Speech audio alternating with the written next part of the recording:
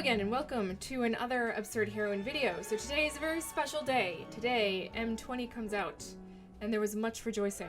So I'm sitting here enjoying this beautiful summer night and a wonderful Pims and lemonade, and I'm just going to crack a bunch of packs and hope that you enjoy watching me do that. If you don't enjoy watching me do that, then that's all that this video is going to be. So go somewhere else, watch another video, do something, and I'm going to be, reading them all out and commentating on them and commenting on them and saying whether I'll probably be building a deck or not out of them. So with that said, let's get to it. And if this gets kind of boring, I might go to the cracking 10 at a time. But right now I just want to do one at a time because it's delicious. Alright, so we got a Bloodthirsty Aerolist. So a Vampire Rogue. Whenever you gain life, put a +1/+1 counter on it. Very nice. Let's see, anything else that's cool? We got a bunch of wild cards already. Gift to Paradise, yada yada yada. Unholy Indenture. Let's see, Enchant Creature. When enchanted creature dies, return that card to the battlefield under your control with a +1/+1 counter on it. Yeah. Straight turn are gonna, Inspiring Captain enters the battlefield. Creatures in control get +1/+1 until end of turn. Maybe good in standard, or limited rather, but.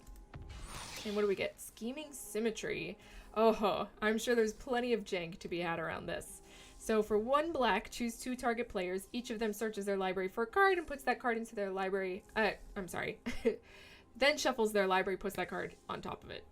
So I'm sure there's all sorts of jank to be had with that. We'll find a way. We'll find a way to exploit it. Gauntlets of Light. There is a infinite mana combo with Gauntlets of Light and let's see. What is the what's that creature? Incubation Druid. Gauntlets of Light and Incubation Druid. With there's like another part of the combo that allows creatures with +1/+1 counter, or whenever a creature is tapped for mana, it gets that much tapped mana +1. But anyway, we might be doing it. Empyrean Eagle, this is great. This is like a flying commander, so we'll probably make a nice flying deck at some point. And just some more dirtliers. Let's see what we got. Icon of Ancestry. Alright, so as it enters the battlefield, choose a creature type. Creatures get +1/+1. Look at the top 3 cards of your library. Reveal a creature card from the chosen type among them and put them into your hand. Put the rest in the bottom of your library random in any order. It's like, maybe Anthemy. Anthems aren't the worst, but they're kind of like, just kind of meh in certain situations. We got a Chandra, a Novice Pyromancer. Elementals get +2/+0, and then add red, and then she deals 2 damage to any target. Very nice. What do we got? Yarg's Fenlurker enters the battlefield. Each opponent exiles a card from their hand, and then he gets +1/+1 until end of turn. It's pretty good, like for a discard deck or something like that. I'm Chandra, the Immolation Sensation. Perfect. We got a Chandra. This spell can't be countered. Each opponent gets an emblem with at the beginning of your upkeep. This emblem deals 1 damage to you. That's kind of insane, depending on when you get her out. Chandra the Awakened Inferno deals 3 damage to each non-elemental creature, also insane. And then it deals X damage to target creature or planeswalker. If a permanent dealt damage this way would die, exile it instead. Pretty solid, pretty solid. Next. Tomebound Lich. Death Touch Lifelink, which is a nice combination. When Tomebound Lich enters the battlefield or deals combat damage to a player, draw a card, then discard a card. So, interesting. Interesting card. Then we got our Gauntlets of Light again. And just a bunch of dirtily commons and legions, and exile target creature an opponent controls with a converted mana cost of 2 or less, and all other creatures that player controls with the same name as that creature. Then that player reveals their hand, exiles. Okay, so getting rid of all the things. Getting rid of all the things. So sideboard at best. Sideboard at best, I'd say. All right. Scholar of the Ages. When Scholar of the Ages enters the battlefield, return up to 2 target instant and or sorcery cards from your graveyard to your hand. So this is like good if you can get her out. She's like stupidly expensive. So unless you have some sort of janky way of getting her out in some sort of sorcery instance deck, then she's kind of underwhelming. Let's see. Pattern Matcher. I mean, maybe if you had some sort of like duplication deck. maybe. Even then, like, she's just a means to an end. You have to find out what the end is. But, yeah. Pattern Matcher. When it enters the battlefield, you may search the library for a card of the same name as another creature you control, reveal it, and put it into your hand and shuffle your library. Interesting. There must be some sort of way you can abuse this, I imagine. What do we got? And a Lotus Field. Yes, we have a Lotus Field. I am sure that there are going to be so many shenanigans dealt with Lotus Field and that 2-white mana thing that brings things back from the graveyard. So what, you pop this, or I'm sorry, you put this down and you pop the 2 lands that you have, and then you use that 2 mana white that brings 2 target permanents back from your graveyard that were put there this turn. I forget what the name of it's called. Maybe we'll get it. And then you just, like, have 2 lands in your hand and a Lotus Field on the ground. Among many other things that that white card can exploit. Okay. Sky Knight Vanguard. When it attacks, create a 1/1 white soldier creature token that's tapped and attacking. Okay. That's pretty decent. That's pretty decent. I like this card. And it's only 2 mana? I mean, this looks like it could work really, really well in, like, a feather deck or a hero deck of any kind. Like, and then it's flying, so it works well. Like, I guess Jeskai Flyers might be a thing. Not quite sure. Yeah, this is a great card. I like this one quite a bit. Barkhide Troll. Barkhide Troll enters the battlefield with +1/+1 counter on it. 1, remove a +1/+1 counter from Barkhide Troll. It gains hexproof until end of turn. Sure. Sure, I guess. Like, there's plenty of green beats. I'm just not, I mean, okay, so it comes in with a +1/+1 counter on it. So proliferate, like green proliferate something. That's about it. Green beats or green proliferate. So it's all right. It's all right. Nothing crazy. Planar Cleansing, excellent. Destroy all non-land permanents. I mean, the control deck's like bread and butter, basically, right? Destroy all non-land permanents. Maybe not. I mean, that's like destroys everything. So maybe you, yeah, need like. No, I guess it's pretty good. No matter what you're in, if you're just stalling the board, waiting for your combo to get in your hand or something like that, or maybe you can play around with the graveyard or something and your opponent can't.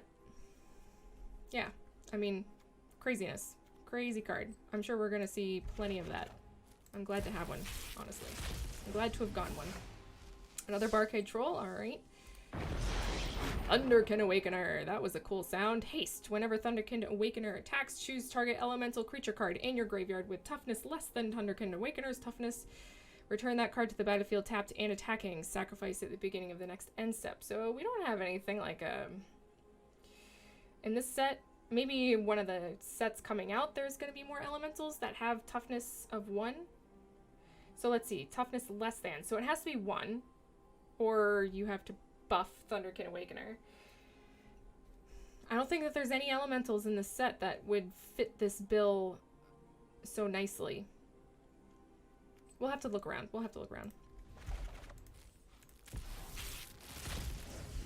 Alright, what do we got? Manifold Key. Untap another target artifact. Target creature can't be blocked this turn. I mean, it's an artifact for 1.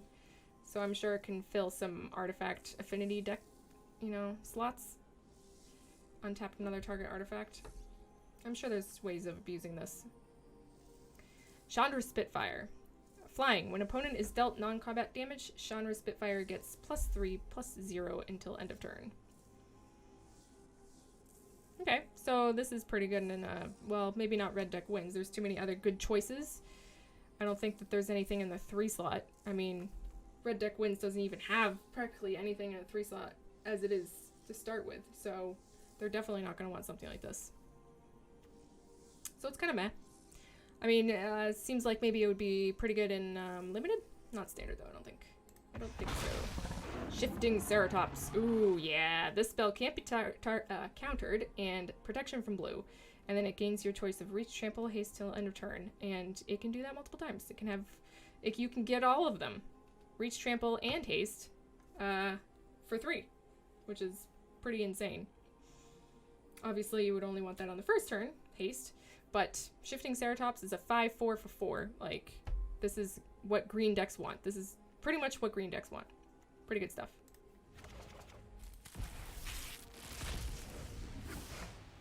Diamond Knight. Vigilance. As Diamond Knight enters the battlefield, choose a color. When you cast a spell of the chosen color, put a +1/+1 counter on Diamond Knight. I still think it's too expensive. Like, it's a 1/1 for 3, right? And it doesn't get past, like, Lightning Strike for 2 turns. If you're casting this on curve, or maybe on, like, turn 2. So you say, like, red or something like that in turn 2, or turn, I'm sorry. So you cast this on turn 3, and then turn 4 you cast, what, like a shock and a lightning strike or something along those lines, and then he's a 3/3. You would need, yeah, so, I don't know. This just seems too weak. This just seems too weak to me. Maybe in a Artifact Affinity deck, once again. But even so, you know, it's a 1/1 on turn 3, even though it has Vigilance, and, you know, it does get bigger. I still don't think that that's worth it. Maybe there's some jank that can go around that, but not so much. Another Scholar of the Ages, very nice. Hanged Executioner. Flying. When Hanged Executioner enters the battlefield, create a 1/1 white spirit creature token with flying. Exile Hanged Executioner. Exile target creature. So, I don't think this is very good. Honestly, maybe I'm wrong, but it just doesn't seem very good. It seems very slow. It's a 1/1 for 3. Like, once again, we're talking about 1/1s for 3. Like, it does have flying, and it does create another 1/1 spirit creature. But I just don't think, I mean, it's too expensive. I mean, maybe if it was just no mana cost at all, Exile Hanged Executioner, well, I guess that would probably be even just too powerful if it was no mana cost at all. So maybe, like, 1 white, it would be good. Maybe even 2, but not 4. Like, I don't think so. I don't think this one's going to see too much play. Maybe in spirit decks. I mean, there is a spirit theme that's kind of going around right now, but all of the spirits are kind of across too many colors, so I'm not sure even if that would happen. Yeah, not impressed, honestly. Howling Giant. There's a big boy. Reach. When Howling Giant enters the battlefield, create 2/2 green wolf creature tokens. I mean, he's a big boy, and he brings in 2 green wolf creature tokens, so it's a problem. Sure is, but man, sure does cost a lot. Sure does cost a lot. Diviner's Lockbox. 1. Choose a card name, then reveal the top card of your library. If that card has the chosen name, sacrifice Diviner's Lockbox and draw 3 cards. Activate this ability only anytime you can cast a sorcery. Like, so there's many ways to turn this on. There's the Forge that's coming out in M20. That is kind of like an Experimental Frenzy, but artifact version. An Experimental Frenzy would work with this. There's plenty of things that put cards back on top of your library, like Riverwise Augur, or the Cavalier, the Blue Cavalier does that too. So, I mean, there's plenty of ways of, like, figuring out what's on the top card of your library. I mean, scry anything, basically. So you can crack it, but, like, it's like 5 draw 3. 5 draw 3 if you have a way of knowing what the top card of your library is. Which just doesn't sound too good to me. Unless, once again, you're doing something funky with artifacts. Yeah. Maybe if it was like a Saheeli? If you had a Saheeli and you copied this thing with your Saheeli tokens. Yeah, that sounds cool. Maybe we'll do something with that. Or something along those lines. Anyway. Another Legion's End. Crap. Not what we want. What do we want? What am I looking for? An Atemesis, I think. I have an Atemesis deck that I'd like to make. Alright. Portal of Sanctuary. Return target creature you control and each aura attached to it to their owner's hands and activate this ability only during your turn. There must be something that we can do with this. I might sniff around to see if there's some sort of, like, aura deck that we can use to manipulate this card. To take advantage of it. Because this is just too weird, too specific to not be something that I'm going to go after. This is kind of like the kind of stuff that I like. This is such a weird card. I don't think I've seen, I mean, there's nothing like it in Standard. So, you know, that makes me think, what can we do with this? what excitement can we have with Portal of Sanctuary? So I'm going to look into that eventually. Corpse Knight. Whenever another creature enters the battlefield under your control, each opponent loses 1 life. So I've heard that this card is underwhelming, but honestly, like, my Abzan Death Tokens deck would love this card. It would love this card. I don't know what we would take out in order to put it in, though. I guess that's the problem. Like, Cruel Celebrant is obviously better than this, but it just matches the theme so damn well. I'd probably find a place to put it in. Starfield Mystic, yes! Enchantment spells you cast cost 1 less to cast. Whenever an enchantment you control is put into a graveyard from the battlefield, put a +1/+1 counter on Starfield Mystic. So, I love enchantments. They were one of the very first things that I got kind of attached to when I was a kid playing Magic the Gathering, so I love this kind of stuff, and we will definitely be finding something to do with that. What do we got? Scuttlemutt. I love Scuttlemutt. I love the name Scuttlemutt because it just sounds like Scuttlebutt. Alright. Add 1 mana of any color. Cool. Target creature becomes the color or colors of your choice until end of turn. So there's probably going to be something that we can do with this card. Some weird jank that we can do with this card. But until I figure that out, this card just seems kind of meh on the surface. Very meh. Maybe there's lots of color proofing. Hex proofing in this set, so maybe we could figure out something to do with like colors and hex proofing and that kind of stuff to get this guy in somewhere. But he's just kind of like mess so far in standard, as far as I can tell, as far as I can see just off the top of my mind. And in limited, pretty good, I think. This guy's pretty good in limited. Just because he's a, you know, mana dork. Ogre Siegebreaker. Destroy target creature that was dealt damage this turn. It's alright. It's a little expensive. But he would do well in the right deck. And he is a 4/3 for 4, which also isn't that bad. But he doesn't have any kind of, you know, he dies to lightning strikes, and he doesn't have any, evasion. So, he's just okay. Just okay. Lexodon Life Chanter. When Lexodon Life Chanter enters the battlefield, you may have your life total become the total toughness of creatures you control. Lexodon Life Chanter gets +X until end of turn, where X is your life total. I mean, he'd be good against red deck wins if you get that far as an opponent against red deck wins, because, like, he's, you know, turn 6 drop, and, I mean, if you're playing, like, a toughness creatures deck, then I suppose, you know, you're playing Huatli's. I mean, you'd want to do Bant so that you get the high alert, and Arcades maybe even. But until then, he's just kind of not that great. Maybe there's that avatar that switches your life total and their power and toughness to gain a bunch of toughness, or a bunch of, and it has lifelink, so, you know, you gain a bunch of life. So maybe that would work with this guy, but it just seems too expensive. This guy just seems all the way around too expensive. I don't expect him to see play very much, except for with Jank, which is my love, so I might find something to do with him, but until then, just kind of meh. He's not on the top of my list of things to do. When Loaming Shaman enters the battlefield, target player shuffles any number of target cards from their graveyard into their library. Sideboard at best. I mean,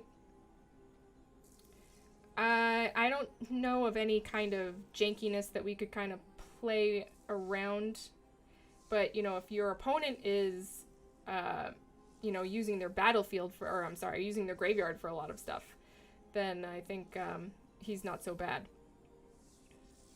Limited, probably pretty good, but standard, Temple of Epiphany, okay, we got the Scry. We got the Scry, is it land? That's pretty sweet. Great. Thrashing Brontodon. Once again, pretty good sideboard card. Unchained Berserker. Protection from white. Unchained Berserker gets +2/+0 as long as it is attacking. Just, nah, I don't think so. I mean, it's a 1/1 for 2, and there's just so many better things that fit the slot. You know what I mean? Like, protection from white is so very specific. I mean, maybe if you've got your Scuttlemutt, then you can work with that jank, but that's just too much work to get this guy in to do 3 damage, you know what I mean? So, I don't think we'll be seeing much of him. Yarok the Desecrated, this is awesome. He's sounds awesome too. This is great. I'm so glad I got one. So this is definitely a card that I like to build decks around. Death Touch Lifelink. If a permanent entering the battlefield causes a triggered ability of a permanent you control to trigger, that ability triggers another time. So it's like Panharmonica built to a creature. Awesome. Love it. So Muldrotha, like I'm probably going to be building a Sultai Muldrotha deck for this guy. Yes. Thank you very much. I will take it. Next. Aether Gust. Choose target spell or permanent that's red or green. Its owner puts it on top or bottom of the library. So this is cool because this can get rid of gods. You know what I mean? So we can get rid of Ilarg, and get rid of not Bantu. What's the green one? I can't remember its name, but there's, you know, a god for each color. So not only does it like just get rid of it, counters the spell, right? But it just completely removes it from the game, pretty much. Puts it on the bottom of the library. So unless your opponent's playing with very specific cards that allow them to search their library, then you're getting rid of that card, which is just great. Dragon Mage. Hey, haven't seen this card in a long time. Flying. When Dragon Mage deals combat damage to a creature, to a player, each player discards their hand, then draws 7 cards. This is like some crazy shit. I mean, obviously he's super expensive. He's a 5/5 flyer, which is like okay, but this is jank for sure. Like if you have an Ilarg, speaking of Ilarg, if you have Ilarg out and then you bring this guy out when you attack with Ilarg, then you can just cycle through your stuff. So play like Jace, you know, it's some sort of Jace cycler deck or something like that. Very, very cool. I'm sure there's some jank to be had there. Another Hanged Executioner. That's unfortunate. I mean, maybe there's something that we can do with the Hanged Executioner, like, that I'm not thinking of. Gruesome Scourger. Okay. So a 3/3 for 5. That doesn't sound good. When Gruesome Scourger enters the battlefield, it deals damage to target opponent or planeswalker equal to the number of creatures you control. Okay. I'm thinking there's some jank to be had there. Maybe. There might be some jank tokens. Like black-white jank tokens, spirit tokens, something like that. I don't know. And if you had, what was it, that card that we just got, that Panharmonica card, you can do it twice? I don't know. I'm sure there's some jank to be had there. Loyal Pegasus. Flying. Loyal Pegasus can attack or block alone. 2/1 for 1. Pretty good. I mean, white weenie, you know, flyer for 1. This is pretty solid card. I expect to see some of this. I expect to see some of it. Leyline of Abundance. Alright, if Leyline of Abundance is in your opening hand, you may begin the game with it on the battlefield. Whenever you tap a creature for mana, add an additional... Okay, so this is the one that I was talking about earlier. With those hands, the enchantment, the aura that untaps a dude. So if you have this out with Incubation Druid and that enchantment that untaps for 3, then you can get infinite mana with that and this. And then, yeah, for 8, put put a +1 counter. +1 counter on each creature you control. Sorry, I can't talk. Pretty interesting card. Jank worthy for sure. I don't know if it's good beyond that. I don't think it's good beyond that, but jank worthy for sure. Each player can't cast more than 1 spell each turn. This is a great sideboard card. This is an excellent sideboard card against like Phoenixes, or I mean Storm, or any of those cards that just like those decks that just kind of like run away with their turns. Nexus, like no, I don't think Nexus would work.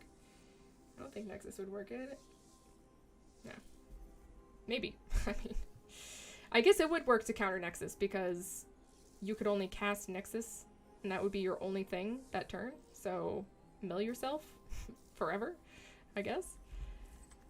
Overgrowth Elemental. When Overgrowth Elemental enters the battlefield, put a +1/+1 counter on other target elemental you control. Whenever another creature you control dies, you gain 1 life. If that creature was an elemental, put a +1/+1 counter on Overgrowth Elemental. I mean, it's a 3/2 for 3 that puts a +1/+1 counter on another elemental. So it's like, it's just kind of underwhelming. At least that's what it seems like on the surface to me. I have to play around with all the new cards to see like where their worth actually lays, but what I see here is kind of just nothing much.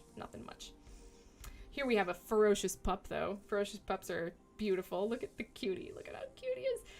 Honestly, I want to make an a wolf deck with Arlene? What was her name? Arlene, I think. Dungeon Geists. Here's a good card. Flying. When Dungeon Geist enters the battlefield, tap target creature an opponent controls. That creature doesn't untap during its controller's untap step for as long as you control Dungeon Geist. So 3/3, just a 3/3 for 4, flyer for 4 is like not bad. Obviously it dies to, you know, lightning strike. But it also gets rid of another creature on top of it. It's pretty solid. It's pretty solid. I don't know if it's going to see too much like standard play, but for limited, this is a really, really decent card. And there are some flying synergies coming around this set, so I think it would be pretty good in one of like a flying deck or something.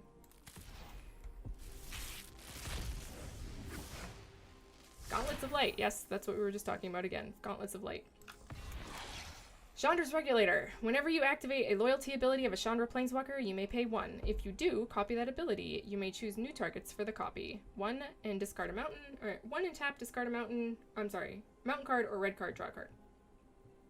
So, I mean, Chandra's like a thing in this set, right? So we'll probably end up making a Chandra deck, just like straight up Chandras and Chandra's Regulator and like Chandra's Firecat or whatever, even if it's just for the lulz. Like, I think you gotta do that. So we might end up doing that. I don't think this card is very good.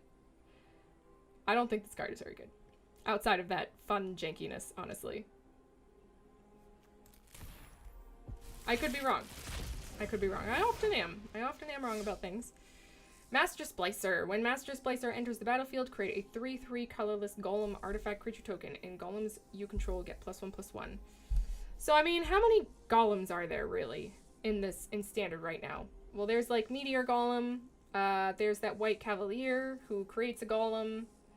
I think there are probably a couple more rare golems. The one that gives you land. So golem synergy, I guess? Like golem, have a golem deck? I'm not quite sure. I'm not quite sure if that would be good. I honestly do not think it's good. But I will tell you what, I love Phyrexian art. I think the Phyrexian art looks great, and this is a good example of Phyrexian art. For those of you who might not know, Phyrexia is a plane, and it has these people who live on the plane who are obsessed with being one, so they take off all of their skin, and they like replace it with this weird plaster or something like that. I'm not sure exactly what they place it with, but you can see his hands kind of like are all gnarled up. So it's just like this cool red-white aesthetic that I really like. And then we got another Gruesome Scourger and an Overseer element, Steel Oversealer, I'm sorry. So I was thinking, oh, this must be a golem, but no, it's a construct. Put a +1/+1 counter on each artifact creature you control. That's pretty decent, actually. That's like really good. Damn. I can imagine some artifact decks coming out here. Now. Yeah. Alright, we'll see. Have like a Saheeli with that thing out? Oh my god. Alright, Nauseous Grasp. Destroy target creature or planeswalker that's green or white, you gain 1 life. Fine. I like the color hate. I think the color hate is very interesting. And it makes it so that you can't just play all one deck. Like, a couple of sets ago, it was nothing but like mono blue, mono red. Like, that stuff's gonna go down the toilet now, because just being one color is going to kill your opportunity to win in best of 3. Best of 1, it's not gonna really change anything, because no one's gonna run one of these cards in best of 1. Unless they're really mad. If somebody's like really mad at mono red playing best of 1, they might sneak one in just for fun. But I don't, I don't see it happening too much. Alright, target creature gets +1/+1 until end of turn for each creature you control. Might of the Masses. No, not really. I don't see this one meaning, doing too much. It doesn't give them like trample or anything like that. It doesn't give the creature any type of evasion. If this had trample on it, obviously that would be overpowered, but it doesn't give them anything. So I don't think this is really that great. Vilis, Broker of Blood. Very expensive big boy. Very expensive big boy. Flying. For 1 black, pay 2 life. Target creature gets -1/-1 until end of turn, and whenever you lose life, draw that many cards. So I mean, he's interesting. He's very interesting. He's super expensive. So I don't imagine you're gonna be seeing him much unless it's some sort of a jank deck that can trick him out easily. But in something like a Font of Agony's deck, this guy would be like really cool. You know, pay 2 life, and whenever you lose life, draw that many cards, like, and this is, you know, if somebody just attacks you or something, you know what I mean? Like, pretty solid if you can get him out, and that's the big if. So maybe like mono black. You could probably run like a mono black with a crypt. Which one is it? The crypt that gives you as many, that adds swamp to your mana pool for as many swamps as you have, or black to your mana pool for as many swamps as you have. Something like that. I could see this guy fitting into, maybe. Very, very cool though. Maybe I'll figure out a way to make him work.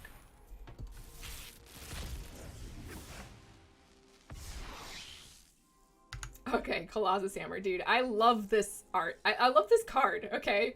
This card is so stupid. It's so bad, but it's... I don't know. I mean... I can't see how this could possibly work in Standard right now. I mean, this could work with the old...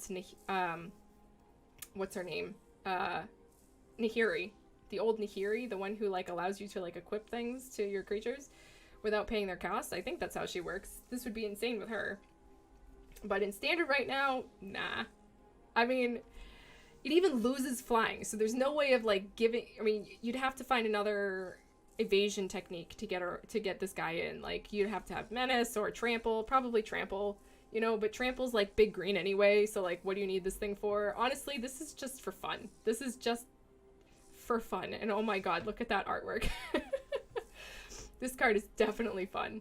I'm gonna have to see if I can make that work. I honestly don't think it's gonna happen. But here's that other golem I was talking about, Meteor Golem. Whenever it enters the battlefield, destroy target online permanent that opponent controls. It's a good card. I mean, obviously, it's very expensive too. So usually you play this in like Artifact Affinity decks or something like that. But it's still pretty solid. Still pretty solid. Embodiment of Agonies. Flying Death Touch for 3. Embodiment of Agonies enters the battlefield with a +1/+1 counter on it for each different mana cost among non-land cards in your graveyard. That's fascinating. I have no idea how good this would be. This requires some playtesting for sure. I mean, you get something like that Nightmare guy, the Nightmare Planeswalker, to mill you 4, and then you have like a bunch of stuff in your graveyard. I mean, but you'd want to cast him on turn 3. Flying Death Touch, like... Yeah, you'd have to... I'm sure there's ways of making this guy work. Very interesting. And then maybe you could blink him again later in the game or something along those lines. I'm not quite sure. He's cool, though. I like the weirdness. I enjoy his weirdness. Another Enchained Berserker, and what's this one? Blight Beetle. Protection from green. Creatures your opponents control can't have +1/+1 counters put on them. Wow. That's interesting. That's an interesting synergy. I mean, definitely has sideboard material, but I don't know how many people are playing +1/+1 counters right now. I mean, I guess a lot of people play with Incubation Druid, so it could be like put in for Incubation Druid, but even then, I don't think that that's like super great. Creatures your opponents control can't have +1/+1 counters on them. Does that work against Nissa then? Would this work against Nissa? It would just kill the lands if she +1'd any of her lands. I'd have to read the wording on Nissa before figuring that out. Actually, let's do that now. Dread Presence. Ooh, God. I'm sorry. Hold on. Let me just read this. I want to read you that Dread Essence too, because that guy's really, really cool.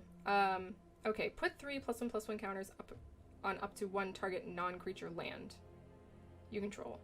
Untap it, and then it becomes an elemental creature. Okay, so I think that would not work against Nissa because of this specific wording.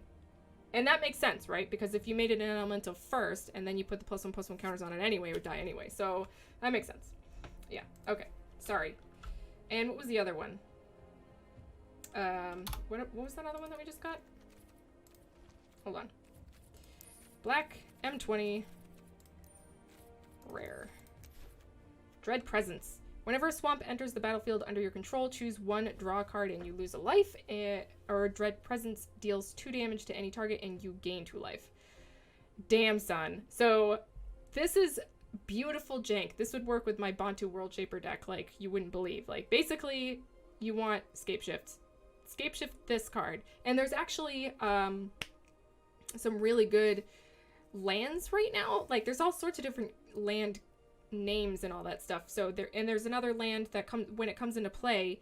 If you control like a bunch of other lands with different names, it creates a zombie creature token. So that would work with Scape Shift too. So I'm looking that we might make something like that. We might make a deck like that at some point. Very, very cool stuff. Very, very, very jank stuff. Hey, look, it's all the same stuff that we just got. And another Starfield Mystic. Okay. We will have to make an enchantment deck at some point. Diamond Knight. And a Mythic Wildcard. I'm okay with that. I'm cool. I'm cool with that. Ironroot Warlord. Ironroot Warlord. Ironroot Warlord's power is equal to the number of creatures you control. That's cool. So, you know, Celestia tokens. Yeah. And then it can create white soldier creature tokens. I don't really see it getting too much play. I mean, it does have a big butt, so maybe I'm wrong about that. Maybe it would, but it doesn't have any evasion, like we spoke about. Evasion is actually like really important, and it doesn't have any of it. So it's like a wall until then. It's a wall that can create white soldier creature tokens until then, and the creature token generators like later on in the game, which isn't bad. You know, it's something that you can dump mana into later. You know, so yeah. I guess it's okay. It's just alright. It's alright.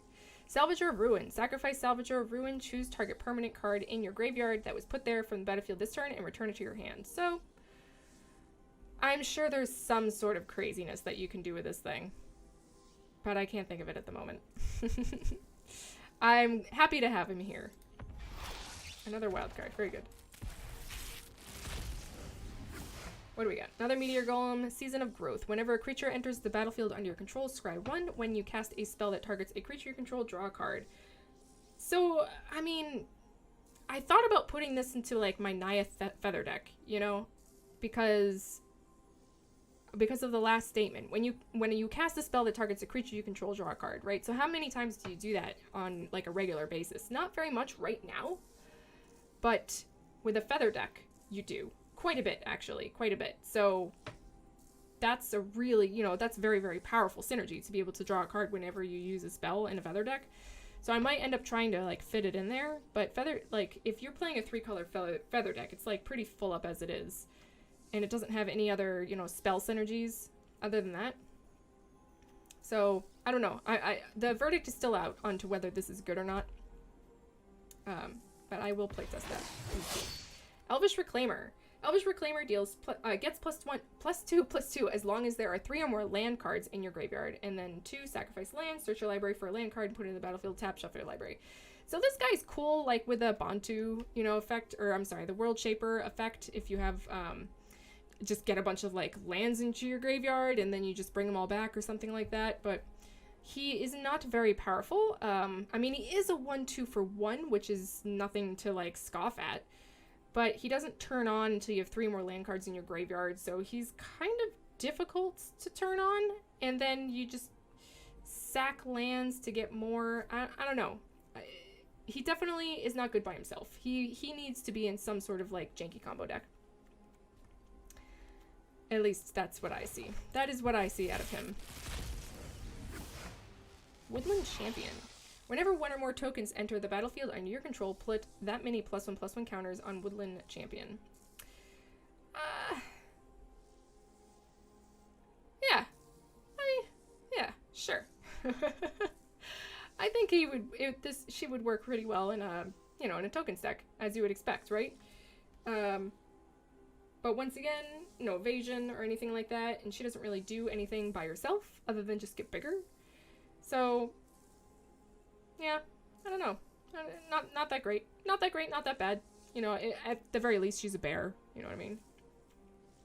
Lightning Stormkin, Flying Haste. So this is a great card. So elemental and wizard. So it works in wizard decks. It works in elemental decks. It works in flying decks. Like, this guy can fit into a number of different things. Fits in hero decks. Like, geez. He's just a beautiful 2/2 Flying Haster, right? Not bad. Not bad. Not much to talk about, but not bad. Drawn from Dreams. Yes, I actually want some of these. Okay, so look at the top 7 cards of your library, put 2 of them into your hand, and the rest in the bottom of your library in a random order. So this is like the combo turn on. Like, this is just the Jank Master's jank getter. You know what I mean? This gets you the stuff that you want in your jank deck. This gets you the combos that you've been looking for.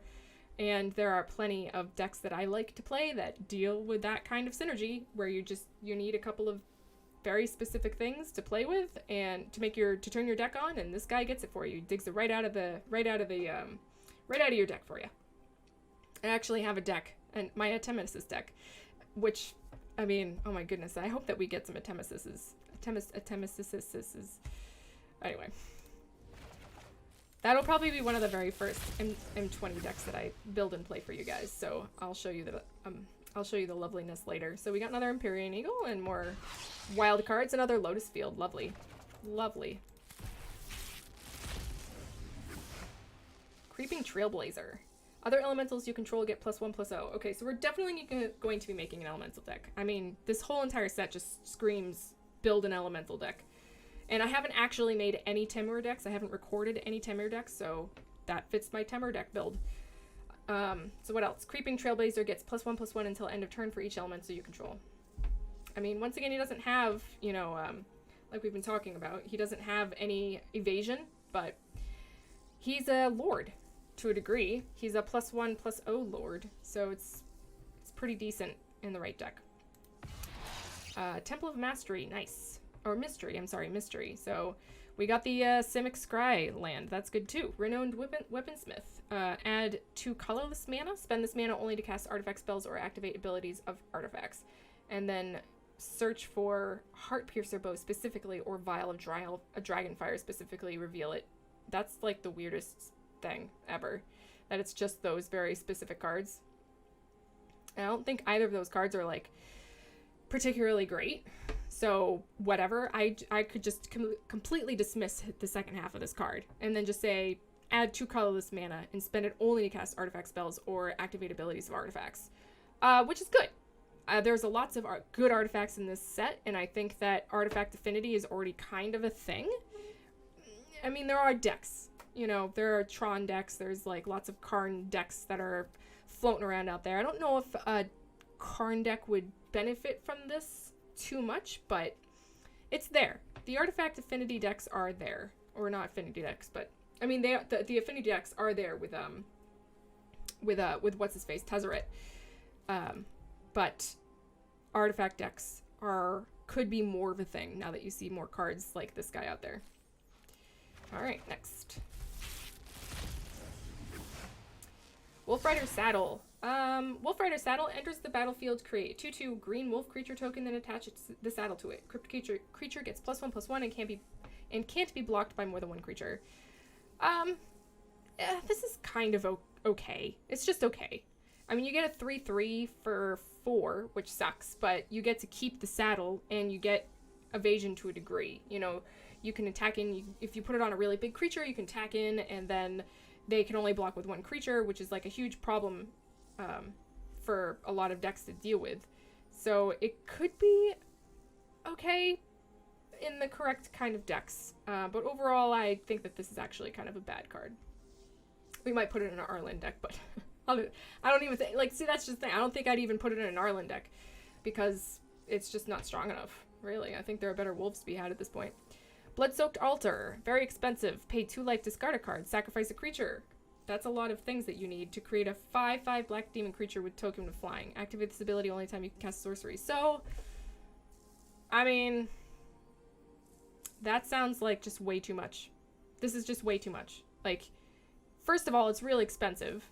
Second of all, you have to tap it in order to do this. And then you have to, so you can only do it once no matter what. You can only do it once, well, unless you have a way of untapping it, of course. But pretty much, you're only going to be doing this once a turn. And you pay 2 life, discard a card, sacrifice a creature. And you can't make it happen without doing all of those things. And then you can create a 5/5 black demon creature token with flying. Not good. Like, I don't think it's good in limited or standard. So, I don't see that happening. And, I mean, I like my jank. You know I like my jank. But this is just not good enough to make it work. unless you were to make a deck that took advantage of paying 2 life, right? So something like that demon that we were talking about before, or Font of Agonies or something like that. Sacrificing creatures, so like a sacrifice deck or something. So you have to mix both of those things together, which is just like really hard. If you want to keep your jank pure, you know, you can't like put a bunch of different jank into like one deck, because that would just be too difficult to make anything happen. It's difficult enough to make jank happen as it is. So yeah, I just don't see it. I'm not in love with that card. And another icon of ancestry. Well, we'll have to like make some sort of you know, tribal decks or something like that. I don't even know if this has place in tribal decks, honestly. I mean, maybe I'm just really, you know, underrating this card. Maybe this card's great, but I just don't see it. I don't see it. Nice art, though. Very cool art. Warden of Evos Isle. Flying. Creature spells with flying. You cost 1 less to cast. That's cool. It's a little expensive, but it is a wizard, and it is a flyer, so it gets you some synergies, you know. So maybe, but honestly, 2/2 for 3, that makes your flying creatures a little bit less expensive to cast. But a lot of flyers, you know, if you're doing like a flyer deck, it's pretty much going to be like an aggro deck, which means that the flyers that you're going to be casting are usually like 1 or 2 casting cost as it is. So I don't think that you would get this far. I don't think you would really get this far unless you're doing something real weird. So I don't see it happening. Pulse of Marasa. Return target creature card or land card from the graveyard to its owner's hand. You gain 6 life. Interesting. Not a bad sideboard against aggro or mono red or something like that. But I think that's about it. Yeah, it's kind of weird card. Yeah, let's see what we got. Temple of Silence. Great. We got the Orzhov Scry card. Scry land. Nice. I like lands. I like getting the lands. Gotta get them all eventually anyway, you know what I mean? Alright, Creeping Trailblazer and Renowned Weaponsmith again. Nothing crazy to look at. Rotting Registar. Okay, so at the beginning of upkeep, discard a card. There is gotta be something super cool that we can do with this card. I was looking at this online earlier, and I was just thinking to myself, man, a 7/6 for 3?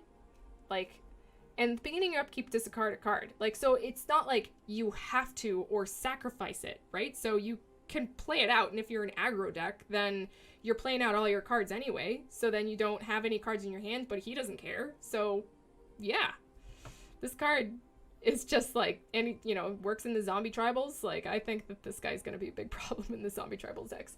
I mean, of the theme that we've been talking about with evasion, like, he doesn't have evasion, yeah, this is true, which might, you know, which brings him down a little bit, but man, 7/6 for 3 without too much of a drawback is cool. Is cool. Alright. Alright. Chandra. We got another Chandra. Apostle of Purifying Light. Protection from black and exile target card from a graveyard. So this is probably going to be a decent sideboard card against certain decks. Like the Modrotha deck that we were talking about earlier with the Panharmonicon dude. You know, that kind of stuff. Zombie decks, I'm not quite sure what the current meta is going to be looking like, but I can almost guarantee you that there's going to be some graveyard shenanigans. And this guy is going to be pretty good against that, because most of the cards that deal with graveyard, I mean, most of the decks that deal with your graveyard have black in them.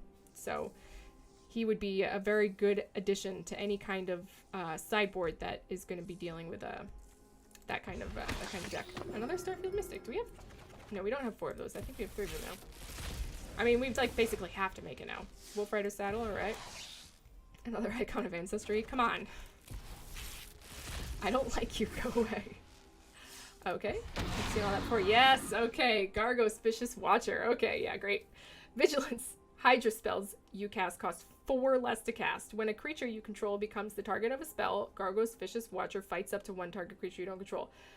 I mean, Hydra deck, anybody? I mean, just look at his stats. An 8/7 for 6 with Vigilance. I mean, just that alone is awesome. And then Hydra spells you cast cost 4 less to cast. Like, there's enough Hydra spells in the current set to, like, make this valuable.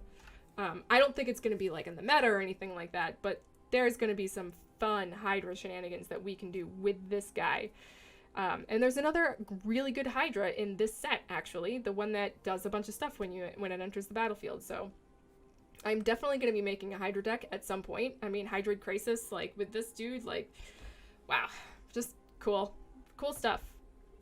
Like I said, not meta worthy, I don't think. Maybe he is, but I don't think he's meta worthy. But fun nonetheless. Like, that kind of stuff is just, oh, so much fun. I'm so happy they printed that card. Alright, so we got more of the stuff that we've already seen, and Sephara, Sky's Blade, great! Okay, so this is cool too. I'm gonna make a deck out of this as well. So we're getting lots of really good stuff that I've wanted to see. We're not getting the stuff that I want to see, but, you know, we're getting pretty close. So you may pay white and tap 4 untapped creatures you control with flying, rather than pay this spell's mana cost. Like, okay, so a 7/7 for, what, 5 Convoke? Like, or, 4, you know, 1... You know, 5 Convoke, no, 4 Convoke with 1 non-Convoke creature spell. Anyway, you get what I mean. You get what I'm trying to say. A 7/7 for 5, basically. Like, just insane. Flying lifelinker. Other creatures you control the flying have indestructible. Like, there's gonna be a flying, like, aggro deck now. Like, maybe even just white. I think there's enough to just make it white, honestly. So White Weenie is turning flyers, maybe. If not, Azorius, like... And there's already Azorius, like, flying in the meta right now. Like, aggro. White and blue weenie flyers. This guy, she just fits perfectly in it. She's gorgeous. And then all of a sudden, you can't board wipe them anymore unless you have like a Cry of Carnarium or something similar like that. And even, you know, a Cry of Carnarium is not going to get rid of her. So you have to deal with this big fat 7/7 coming at your face with lifelink. So very good. Very decent card. We are definitely going to be making a deck with her in it. Eternal Isolation. Put target creature with power 4 or greater on the bottom of its owner's library. So this is cool. This is cool, right? So this gets rid of all the gods. All of them, right? Yeah. I think Kefnet's a 5/4? A 4/5? Yeah. It gets rid of all the gods. This is just such a cool card. Like I said before with that other blue counterspell, it just removes them from play, you know? It's just great. And I also really like the flavor text for this one. Well, at least it's a lovely view. So, very, very cool card. I expect to see this. I expect to see this in most decks. Or not most decks, I'm sorry. I just expect to see it, even in the meta. Leyline of Combustion. Okay, which one was this now? If Leyline of Combustion is in your opening hand, you may begin the game with it on the battlefield. And whenever you and or at least one permanent you control becomes the target of a spell or ability an opponent controls, Leyline of Combustion deals 2 damage to that player. Interesting. Whenever you or at least one permanent you control becomes... Cool. Yeah. I mean, that seems decent in against certain decks. Like, I mean, this is like red deck wins against red deck wins, basically.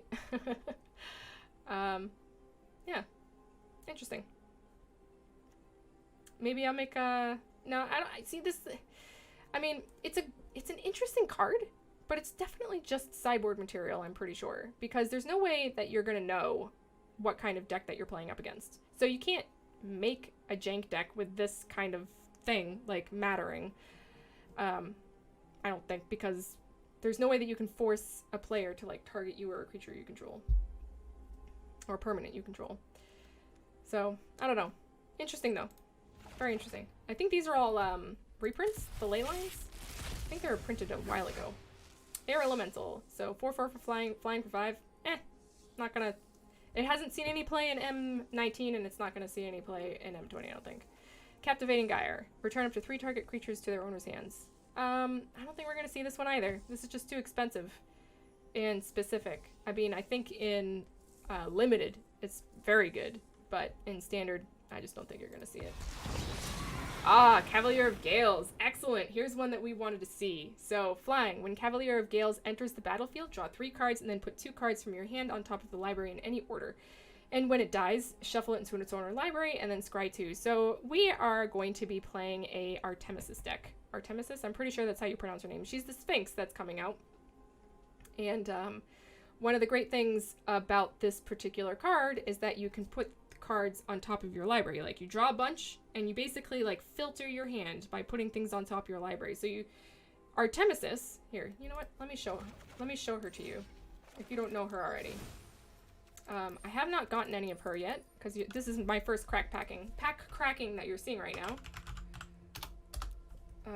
So she is Artemisis. How do you spell her name? How about, I know she's a Sphinx. Hello? Whoa, it's bugged. Oh god. She's a Sphinx, and I think she's rare. There she is. Okay, so Artemisis, or Artemisis,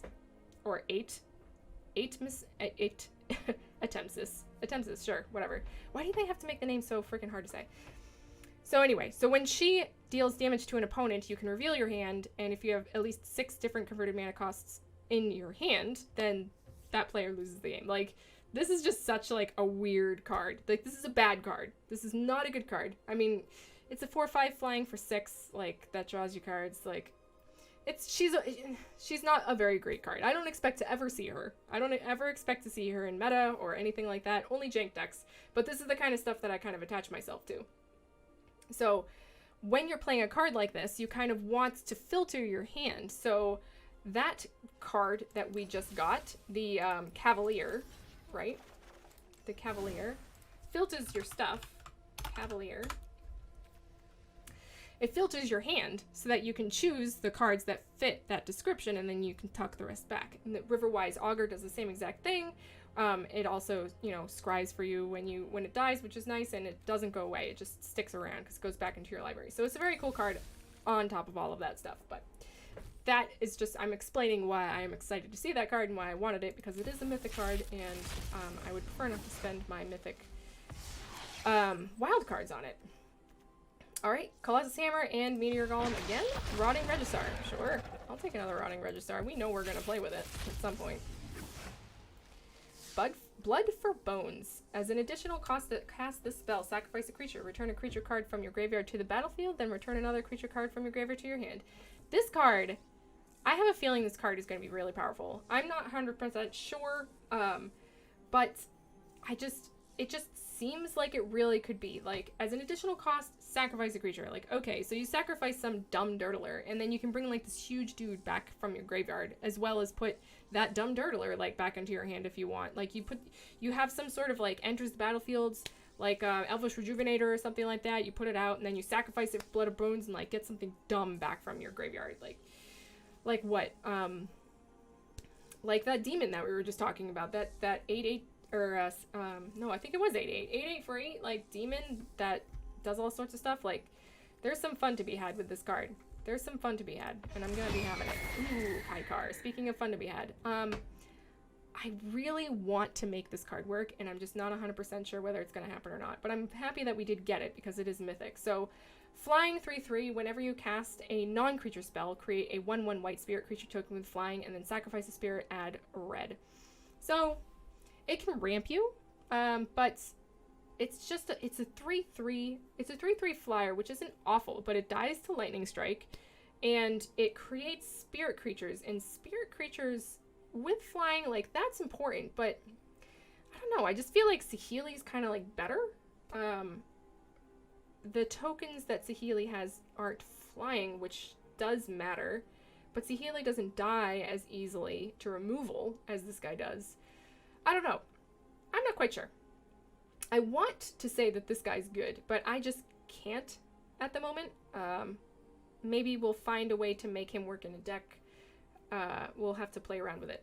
It is definitely an interesting card, for sure. It is an interesting card, but I'm not sure if it is a good card. Awesome art, too. Oh my, who doesn't like frickin' robed crane wizards? Yarick's Wavecrasher. When Yarick's Wavecrasher enters the battlefield, return another creature you control to its owner's hand. There's definitely some jank that can be happening with this in some way or another. I'm gonna find it. I mean, Cavaliers work with this dude. Like, maybe that's too expensive, but I think there's some ways that we can make this dude work. And then Gravedigger. Very simple Gravedigger. Whenever it enters the battlefield, return target creature card from your graveyard to your hand. Kind of meh. Like, actually really meh. Pretty much only in zombie decks. This guy. Bishop of Wings. Sweet. Actually, I like this card, and I will probably also work him into decks. Her. I'm not quite sure. Doesn't matter? It doesn't matter.